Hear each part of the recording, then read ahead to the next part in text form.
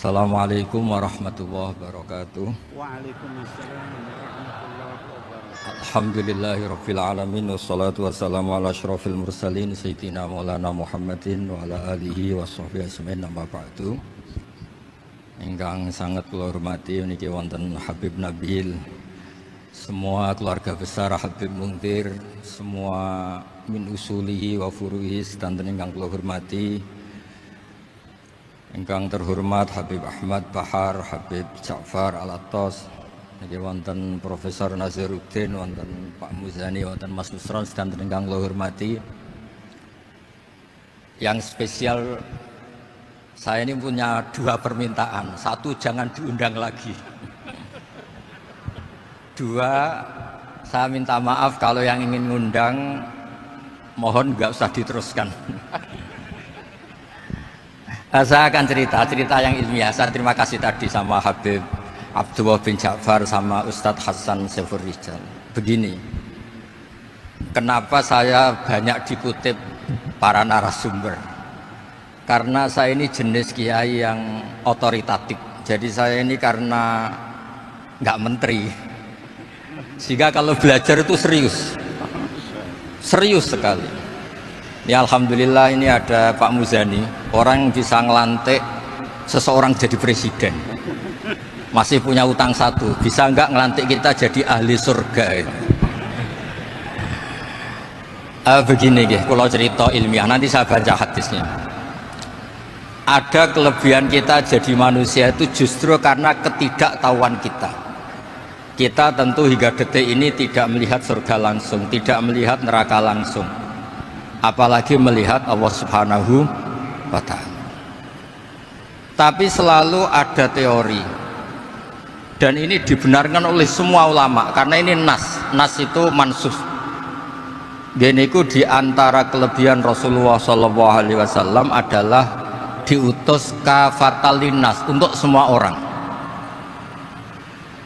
Sehingga ada orang ditanya, dengan apa kamu tahu kalau Tuhan itu satu? Orang ini dengan enteng menjawab, innal isnaini, angka 2, 3, 4 dan seterusnya. Nisbatu dzalika ilal wahid nisbatul far'i ilal asli.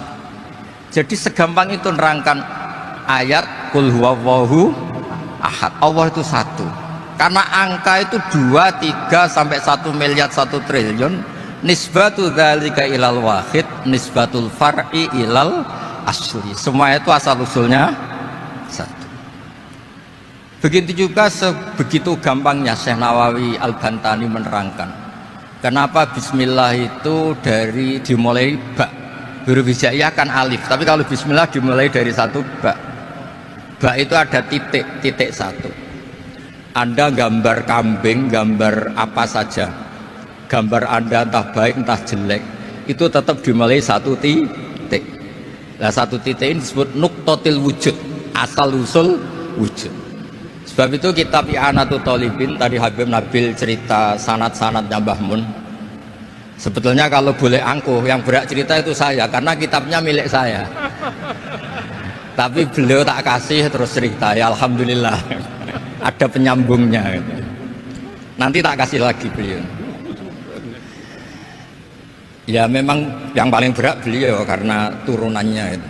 Tapi kitabnya dari saya, jadi ya satu-satu lah. Kitab I'anatul Thalibin itu dikarang oleh ulama top, namanya Said Abi Bakar Sato. Beliau punya murid yang sangat terkenal di Indonesia, namanya Syekh Mahfud At-Turmusi. Syekh Mahfud ini punya murid diantaranya yang paling terkenal tentu Mbah Hashim sama Mbah Ahmad Dahlan, pendiri Muhammadiyah. Jadi kemudian kitab I'anah ini populer sekali untuk menerangkan fikih-fikih di Indonesia. Termasuk cerita bahwa wujubul jihad itu wujubul wasa'il lal maqasid. Jadi jihad itu wajib, itu wujubul wasa'il lal maqasid. Saya mencari di syarah. Sekiranya dakwah itu bisa tidak dengan jihad, dengan pengajian kayak Majelis Rasulullah, kayak Majelis Nurul Mustafa, kayak kiai-kiai kampung, itu sudah cukup karena sudah isolul maksud, orang sudah menjadi kenal Allah Subhanahu wa ta'ala. Sebab itu ketika Sayyidina Ali diutus di beberapa peristiwa termasuk di Khaybar, Sayyidina Ali didhawuhi la ayyahdiyawu bika rajulan wahidan khairan laka min humrin na'am. Ada satu saja yang Islam karena kamu itu lebih baik daripada kemenangan. Nah, kemudian ini supaya otoritatif menghormati masjid ini, Masjid Istiqlal, masjid yang luar biasa bersejarah. Saya baca keterbatasan kita, tapi ini menjadi kelebihan. Ini hadis di Shahihul Bukhari. Nanti sebagian materinya saya tinggal supaya ini tadi otoritatif tadi, supaya semuanya pakai sanad. Ini hadis dari Shahihul Bukhari, sehingga Anda tidak perlu tanya ini sahih apa enggak, karena ini di Shahihul Bukhari ikutnya nomor hadisnya itu 6408. Monggo kalau mau dihafal. Biasanya jenengan kan hanya apa Arba'in Nawawiyah. Ini hadis ini nomor 6408. Ada keterbatasan yang akhirnya menjadi kelebihan kita, yaitu kita tidak tahu Allah Subhanahu wa taala. Suatu saat para malaikat ditanya, apakah mereka yang membaca tasbih di sini misalnya di Istiqlal ini ngerti saya, kata Allah. Kata malaikat, tidak tahu. Fayaqulu hal ra'auni. Qal fayaqulu la wallah ma ra'auka. Qal fayaqulu kaifa la ra'auni. Yaquluna la ra'auka kanu asyadda laka ibadatan wa asyadda laka tamjidan wa aktsara laka tasbihan. Andaikan manusia itu ngerti engkau ya Allah, maka tasbih mereka ini akan lebih dari kita. Saya beri contoh, ini terutama untuk zuriat Rasulullah SAW. Nabi itu manusia, bashar, tapi lakal bashar. Nabi ketika muji Allah Subhanahu wa taala ini supaya kalau sholat jenengan hayati. Misalnya pertama muji begini, lakal hamdu mil'us samawati wa mil'ul ardi. Kebanyakan di Jawa memang baca pakai rofaknya mil'u, tapi di beberapa sanad dibaca mil'ah, itu urusan i'rab lah. Engkau itu saya puji seluas langit dan bumi, seluas langit dan bumi. Seluas langit dan bumi itu enggak keren, karena langit ini tetap mahsurah, as-samawat ini apapun luasnya langit itu tetap terbatas. Bumi apapun luasnya juga terbatas. Apa yang diteruskan oleh Rasulullah SAW? Wa mil'u ma syi'ta min syai'im ba'du. Dan pujian saya ini ya Allah sesuai kehendakmu, sejumlah kehendakmu, karena ini yang tidak terbatas. Begitu juga ketika Nabi dengan keterbatasan sebagai manusia, bukan sebagai habibullah, atas nama manusia. Nabi itu punya dua sisi, kadang sebagai bashar, kadang sebagai habibullah, dan sama-sama penting untuk mengawal Islam ini. Saya ulang lagi, sama-sama penting untuk mengawal Islam ini. Ketika Nabi sebagai bashar ngendikan begini, la nuhsi Allahumma lakal hamdu hamda yuwafi ni'amaka, misalnya pakai mukhatab, wa yukafi umazidak. Saya memuji engkau ya Allah dengan pujian yang sesuai jumlah nikmatmu, wa yukafi umazidak, dan bisa berserasian dengan tambahan-tambahan nikmatmu. Tapi apapun luasnya nikmat itu terbatas, sehingga Nabi nambahi, la ukhsi thana'an alita anta kama atneta ala nafsik. Saya muji ini tidak terhitung, sama sejumlah pujian yang engkau lakukan. La ukhsi atau la nukhsi thana'an alika anta kama atneta ala nafsik. Sehingga ini kreasi-kreasi Bani Adam yang malaikat itu tidak bisa. Saya ulang lagi, ini kreasi-kreasi Bani Adam yang bakat malaikat itu tidak bisa. Ini saya baca di kitab Fathul Bari, ini syarahnya kitab Bukhari. Kata Imam, ini saya ulang lagi, ini kata Imam Ibnu Hajar al-Asqalani, pensarah terbaik Bukhari. Jadi Sahihul Bukhari itu punya sarah paling terkenal namanya Fathul Bari. Itu gurunya Syekh Zakaria Al-Ansari. Syekh Zakaria itu dikenal sebagai Syekhul Islam. Itu berkahnya punya guru alim banget, kereng. Ibnu Hajar al-Asqalani itu kereng itu keras, Kalau muridnya tidak bisa itu keras sekali, tapi urusan ngaji saja. Terus punya murid itu pinter sekali, namanya Ibnu Hajar Al-Haytami. Jadi beliau kalau mau ngaji ya susah, karena gurunya itu alim nyuruh baca. Kalau mau ngajar ya susah, muridnya itu alim takut salah. Jadi akhirnya pinter. Orang punya murid alim alama itu kan bingung. Makanya saya tidak suka kalau Profesor Nazar ngaji saya.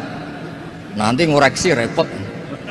Sudah gitu Islamnya beliau formal karena Menteri Agama, saya non formal. Lama-lama Islamnya beliau legal, saya ilegal. Kan jadi repot nanti. Makanya tadi tak bully, tak cocokkan. Kalau jenengan Menteri Agama sampai akhirat berarti top. Tapi kayaknya di akhirat saya yang ngelamar jadi Menteri Agama. Tidak ada, ini nggak penting. Ini hanya gojlokan saja supaya kelihatan bahwa menteri pun juga warga Indonesia. Begini kata Ibnu Hajar Al-Asqalani, ini saya baca ya supaya penghormatan saya sama Habib Umar Hafid. Saya ini baca kitab beliau khatam serius, namanya Taujihun Nabi li Mardhati Bari, yang ditulis oleh Ustadz Fahmi bin Ali bin Ubaidun. Saya baca banyak, termasuk ketika beliau punya manhaj yang tidak populer, kata beliau fala buddha antuwattina nafsaka ala annana khudamatu hadal kaun. Kamu harus yakin bahwa tugas kiai, tugas ulama itu khudamatu hadal kaun, mengkhidmati semua alam raya ini. Dan jangan pernah putus asa, misalnya melihat non muslim terus kamu putus asa, ini non muslim enggak. Bisa saja suatu saat rubbama aslama fakhasuna islamu, bisa saja dia Islam fakhasuna Islam. Nah, ini wirasah nabawiyah, karena dulu Nabi ketika dari kampung Abdi Yalil dan disakiti, malaikat Jibal itu usul supaya kampung itu dihabisi. Kata Nabi apa? La bal arju ayukhrijawah min aslabihim ma ya'buduwaha wa la yusyriku bihi syai'an. Bisa saja bapaknya masih kafir, anaknya Islam, cucu-cucunya nopo Islam. Kayak apa Nabi itu, rojaknya Masya Allah. Nah kemudian ini kembali ke tasbih tadi. Kata Ibnu Hajar Al-Asqalani, yukhadu min hadal hadis anna dzikral hasil min bani Adam a'la wa asyrafu min adzikri al hasil min al malaikah li khusuli dzikril adamin ma'a kasratis syawaghil wa wujudis suwarif wa sudurihi fi alamil ghaibi bi khilafil malaikati fi dzalika kullih. Jadi kita ini nggak melihat Allah langsung, nggak melihat surga langsung, nggak melihat neraka langsung. Tapi cara kita zikir, wis nek wis di neraka yo nuwangis tenan. Padahal yo ora mesti mlebu neraka, lha nuwangis tenanan. Kayak apa iman kita? Nah, iman seperti ini sesuai kriteria awal sing dikersana Allah, alladzina yu'minuna bil ghaib. Maka andekan saya ini kok dikasih mukasyafah sama Allah untuk melihat surga, saya milih nggak melihat supaya ngikuti yang tetap gaib. Nanti kalau saya melihat langsung kemudian iman, kata Allah akeh tunggali aku iman mau melihat itu. Jadi kadang-kadang keterbatasan kita ini penting. Makanya masyhur Nabi pernah ngendikan tuba liman ro'ani wa amanabi, tapi wa tuba liman lam yaroni wa amanabi. Kalau orang melihat saya kemudian iman itu biasa. Ini orang zaman akhir tidak melihat saya tapi iman. Kadang-kadang itu nggak lewat Habib yang ganteng itu enggak, lewat Mudin. Mudin di kampung rapati di duit, ini aku mulang tauhid ya mandi. Islam itu digawa Habib ya mandi, digawa menteri ya mandi, digawa Mudin ya mandi. Karena Islam itu kafatal, napa kafatal dinnas. Nah yang nggak dipunyai malaikat adalah tadi seperti cerita saya tentang Imam Amudi. Segampang itu. Makanya di tradisi pondoknya Mbah Maimun itu ada tradisi qaddimid dirayah ala riwayah. Logika riwayat itu penting karena itu menjadi nyaman. Ya kayak tadi, Allah itu satu. Ketika kita berpikir angka 2, 3 sampai sekian miliar, sekian triliun, nisbatu dzalika ilal wahid nisbatul far'i ilal asl. Semua itu dibanding angka 1 adalah cabang. gambar kayak apa ruwetnya, dinisbatkan asal usulnya mesti satu nuktoh, yaitu satu titik. Nah satu titik ini kata pengarang I'anatul Talibin, bi kana makana wa bi yakunu mayakun. Nah kemudian terakhir ini nggak boleh lama-lama. Kalau lama-lama nanti sampean pinternya nyanyi saya. Jadi sudah. Tapi nggak apa-apa lah. Saya ini termasuk kiai yang sudah diundang. Ini termasuk Pak MPR, nggak boleh ngundang saya. Pak Nusron apalagi nggak boleh. Itu kalau di kampung sama saya hormat. Kalau di sini kok kayak menteri gitu. Menteri betul tapi. Lah gurunya dia itu teman saya gitu. Jadi tanya ini kalau nggak percaya. Makanya kalau sama saya beliau cium tangan, saya sebetulnya ya nggak siap dicium tangan menteri, itu nggak siap. Apalagi dihormati Pak Nazar, nggak siap dah. Nanti dikira minta haji malah repot. repot. Saya ini tadi bisik-bisik itu urusan ilmu tasawuf, ya ada urusannya dengan haji. Nah, cocokan. Kenapa beliau suka ilmu tasawuf? Saya kan sering lihat beliau ceramah di TV. Katanya obat Gus obat. Orang kalau belajar tasawuf kan kepenak itu. Kayak wis ahli swarga kan kepenak di tasawuf itu kan mang. Sekarang saya cerita tentang ini karena bidang yang saya tekuni. Ada kitab tentang ulumul Quran namanya Al-Mufradat fi Gharibil Quran. Dikarang oleh Ar-Raghib Al-Asfihani. Ini kitab luar biasa. Di situ hanya cerita lafat-lafat per kata. Saya tadi sebelum kesini ngajar dulu di pondoknya Beki, Baitul Qurannya Pak Kures. Karena memang saya termasuk pengajar di sana. Artinya kalau saya sering ke situ, jangan iri. Memang saya termasuk pengajar di sana. Termasuk pengajar yang keren maksudnya. Keren itu artinya pakai referensi, bukan asal. Begini kata kitab itu. Rasulullah SAW itu kan punya nama Muhammad, orang yang banyak sikapnya atau semua sikapnya terpuji, termasuk ketika sebagai manusia. Sama lagi termasuk ketika sebagai apa? Manusia. Sebagai manusia aja Nabi gak pernah salah. Begini kata kitab itu, nabi-nabi yang keren-keren itu, sama lihat di Ahaditsus Syafa'ah, itu masih egois. Ketika ada haulul mauqif, ada prahara mauqif, itu semua nabi bilang nafsi, nafsi, nafsi, nafsi. Ketika dimintai syafaat bilang nafsi, nafsi. Tapi Rasulullah SAW itu beliau ngendikan ummati, ummati. Dan beliau ketika dimintai syafaat kata beliau, sudah analah, saya bisa memberi syafaat. Kata beliau, fa'akhirru lillahi ta'ala sajidan fayaqulu li ya Muhammad irfa' ra'sak wasaltu toh wasfa'tu syafa'. Kayak apa hebatnya Rasulullah SAW? Umumnya para nabi melihat akhirat itu sudah akhir dari semua amal. Itu menurut Nabi Muhammad gak keren. Allah itu gak bisa didikte akhirat. Allah itu Tuhan, tetap yaf'alu ma yasha.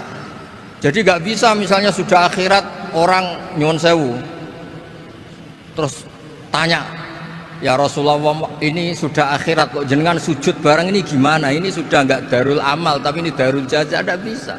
Akhirat nggak bisa dibatasi. Karena akhirat nggak bisa membatasi Allah, Nabi tetap dengan rileksnya minta sama Allah. Fa ahmaduhu bima hamida alamani ya Rabbi. Kemudian saat itu saya muji-muji Allah dengan pujian yang luar biasa. Terus kata kitab itu, fa Muhammadun Ahmadu min ghairihi. Makanya beliau punya nama Ahmad. Ahmad itu afal tafdil, bukan fi'il mudhari' waqi' mutakallim. Ini pernah madrasah dulu di Qudsiyah. Tamat alhamdulillah. Beliau kalau di rumah hormatnya tidak kayak tadi, lebih dari itu. Tapi di sini pejabat tuh sembrono ya, di sini itu ya, tapi nggak apa-apa itu. Tadi sudah dipuji, akhlaknya baik, apa-apa baik, alhamdulillah. Fa Muhammadun Ahmadu min ghairihi. Ketika para nabi gak bisa muji Allah di mahsyar, bahkan mereka itu nyuwun sewu egois, hanya mikir diri sendiri, nafsi-nafsi. Rasulullah Muhammad ini punya nyali untuk muji Allah dan tetap mengajukan permohonan apa? Syafaat. Makanya disebut fa Muhammadun Ahmadu min ghairi. Sampean lihat di Bukhari, di Muslim. Fa Ahmadu fi mahamida alamaniha rabbi. Tetap muji-muji Allah. Nah, bukti bahwa teori saya benar dan otoritatif adalah yang nggak bisa hilang di surga itu juga wiridan. Ketika kita masuk surga, apa kita kegiatannya? Da'wahum fiha subhanakallahumma wa tahiyyatuhum fiha salam wa akhiru da'wahum alhamdulillahi rabbil alamin. Nah, kemudian ini juga yang terus kemudian dinyatakan al-baqiyatus sholihat. Ini kalimat-kalimat yang abadi. Karena apa? Di dunia ya kita bilang subhanallah alhamdulillah, di akhirat kita bilang subhanallah. Kayak apa kerennya kita sebagai Bani Adam? Nah, makanya disebut alladzina yu'minuna bil ghaibi. Wong tidak melihat Allah, tidak melihat surga, tidak melihat neraka, tapi iman kita ini kayak iman sing musyahadah. Iman sing hakul yakin, ainul yakin.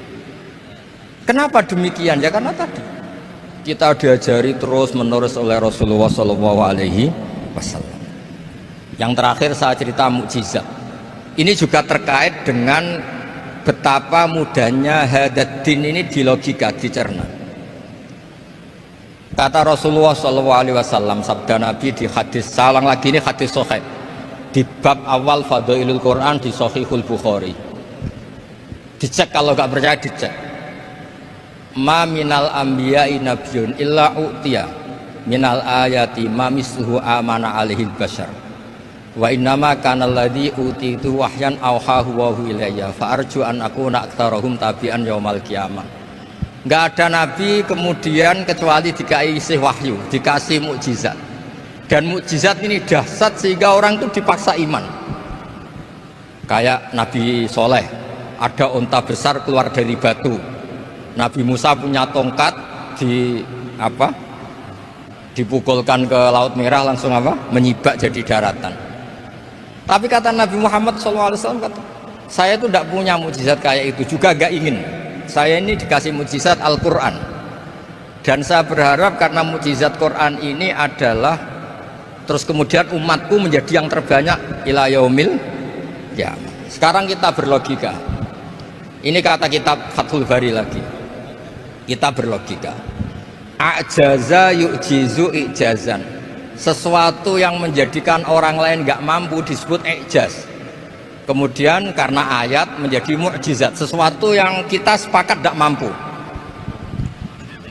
Nah kalau itu masalahnya, tongkat dipukulkan laut kemudian menjadi kering, kita mampu enggak? Enggak kan? Tapi pertanyaannya, Anda bikin nyamuk mampu enggak? Enggak kan? Anda bikin sapi, bikin unta mampu enggak? Enggak kan? Makanya Nabi Muhammad SAW cukup, sudahlah kamu itu manusia, bahkan sekedar menciptakan lalat itu tidak bisa. Inna Allaha la yastahi ayyadriba masalam ma'aba'udatan fama fawqaha. Kemudian mukjizat ini sama Nabi dicontohkan hal-hal yang keseharian kita. Wa min ayatihil lailu wan naharu wasyamsu wal qamar. Sekarang peristiwa laut dibelah Nabi Musa dengan matahari yang nggak pernah turun mesin, itu keren mana coba? Keren matahari yang nggak pernah turun. Terus kata Ibnu Hajar al-Asqalani, li'annal mu'jizat al-madiyah kanat khisyatan tusyahadu bil absor kana qati soleh wa asa Musa wa mu'jizatul Quran tusyahadu bil basirah fakana man yattabi'uhu atau yatba'uhu li ajliha aksar fa innal ladzi yusyahadu bil absar yang qaridu bingkiradi musyahidihi wal ladzi yusyahadu bil basirah bakin. Ya saya ulang lagi, bakin. Ya, bakin terus disaksikan orang sing ja'a badal awali mustamirran. Begini logikanya. Mukjizat kayak nakoti Soleh atau Asa Musa yang terkenal. Saya andaikan jadi umatnya Nabi Musa terus dikasih tongkat itu, terus bisa apa coba? Ketika kita punya utang disuruh nyaur, ya nggak bisa dipakai jaminan kan. Sudah gitu orang tanya, ini asli apa enggak? Kalau asli buktikan, kan ya repot. Tapi kalau kita jadi umatnya Rasulullah SAW ditunggoni Quran, punya banyak masalah, resepnya sabar. Kalau nggak bisa sabar ya nyari kiai-kiai tukang ijazah nak menodongannya mandi. Karena orang mensifati Allah itu macam-macam. Makanya saya pastikan nggak ada agama yang mengajarkan rasional kayak agama apa? Islam. Makanya liqaumi yaqilun liqaumi yatafakkarun. Coba misalnya nyamuk. Kamu bikin nyamuk tidak bisa kan? Nyamuk punya organ tubuh kecil, organ tubuhnya punya urat. Kamu mikirnya kayak apa? Sekedar bikin patungnya saja tidak bisa, apalagi bikin nyamuk.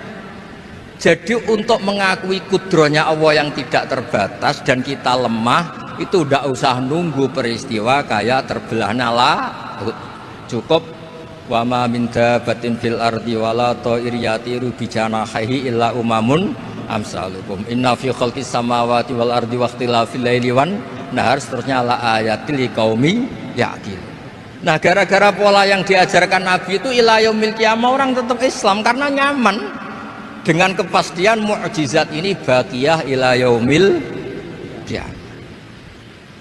Itu kayak apa baiknya Nabi. Makanya saya suka tadi burda yang dibaca. Ada ulama kayak Muhammad bin Said Al-Busiri yang ngarang burda. Itu kalau berpikir itu sederhana. Ngeten lho Gusti, malah nerangno pangeran.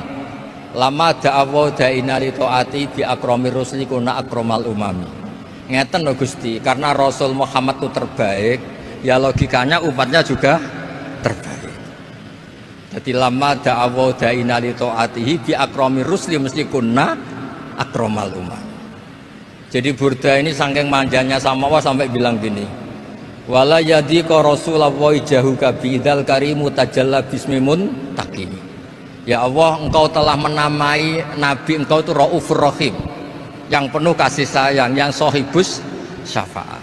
Maka ketika engkau ingin nyiksa kami dengan alasan engkau ini al-muntakim, dat yang bisa nyiksa orang maksiat, jenengan harus ingat ya Allah bahwa Nabi kita itu Nabi yang engkau gelari Raufur Rahim. Ya kalau gitu jangan jadi nyiksa. Terus gunanya apa digelari Raufur Rahim reso nyafaati gitu itu jenenge wala yadika Rasulullah jahuka bi idal karimu tajalla bismillah. Terus fa inna min judika dunya wa darrataha wa min ulumika imal lauhi wal qalam. Dan itu juga yang dibuktikan Rasulullah SAW sampai beliau ngendikan likulli nabiyyin da'watun mustajabah wa akhtabi da'wati syafaatan ummati yaumal qiyamah. Semua nabi itu punya doa yang mustajab dan semuanya sudah dipakai di dunia. Tapi saya menyimpan jatah itu supaya saya tetap punya hak syafaat fi yaumil qiyamah. Terus ini bukti-bukti bahwa ilmu yang selama ini diajarkan para habaib, para kiai itu otoritatif. Saya hanya bantu jenengan memastikan kalau hadis itu sahih dimaknai oleh ulama-ulama yang kredibel. Ya, perjanjian terakhir tadi. Saya ini termasuk kiai yang sregep tanya Mas Usron, Pak Muzani juga pernah ke rumah saya. Meja saya itu isinya ya kitab. Habib Nabil pernah ke kamar isinya kitab. Jadi kalau jenengan ngundang saya itu berhadapan-hadapan sama hukumnya Allah, yaitu ganggu orang belajar gitu aja. Mohon ngoten mawon. Assalamualaikum warahmatullahi wabarakatuh.